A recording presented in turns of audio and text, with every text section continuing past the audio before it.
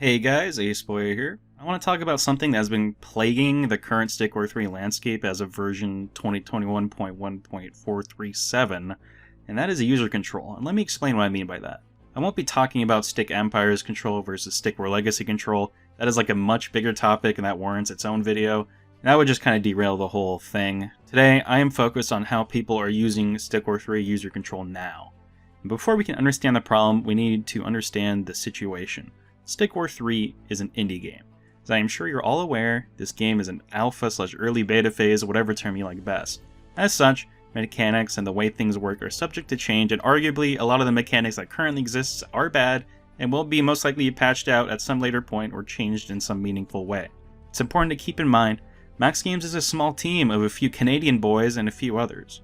As such, in the beta, we rely on an honor system that once it's known things are broken, maybe it would be a good idea to not exploit it until it gets patched out, because the dev team is small and they're still working on building the video game.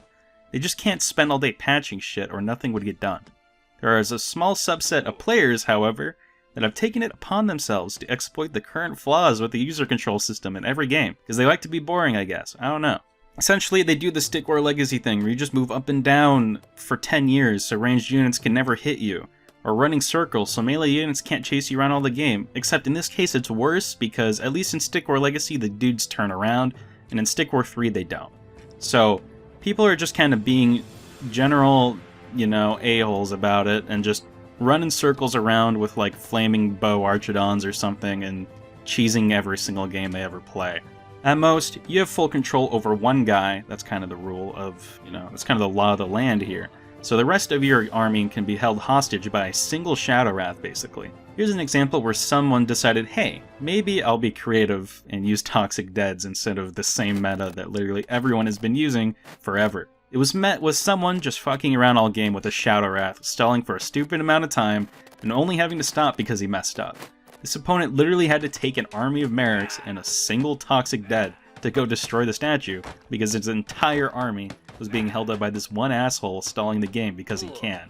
Obviously, the game isn't intended to have this garbage mechanic of just infinitely stalling with sheer speed against your army's AI.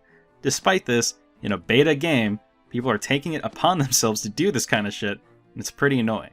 No one wants to play ranked matches, because this is all you go against, basically. You either get floored by someone just exploiting every user control flaw there is, or you get games that are just too easy to play. So everyone's just kind of playing with each other and using an honor system to not use these stupid broken things that currently exist, because obviously they'll be changed at some point. Like, it's not up for debate. A lot of this stuff will be changed, it's just a matter of when. And it can even... I don't know if this is considered worse, but it can get worser in that you can do the same shit with the castle archers when someone's garrisoned, so they never are able to ungarrison, except this isn't against an AI where, haha, it's funny. I just get to do this to the AI all game and get a free win. You're doing this to another person, and they literally can't do anything about it, and you think you're so smart just doing it. We all know it's an issue. You aren't smart for abusing it. You're just being an asshole. So with that in mind, how do you solve this issue? Because obviously it's been around since Stickware Legacy. You're bringing the Stickware Legacy system almost entirely to Stickware 3 with some extra stuff. So how do you change that fundamental issue that was never actually changed? I have a few ideas. Some are more boring than others. So, I'm just giving options here. They don't have to all be perfect. For example, if this unit has been on attack and hasn't been able to hit anything or progress in the past 5 seconds, maybe they should just ignore the user-controlled guy and move on with their life.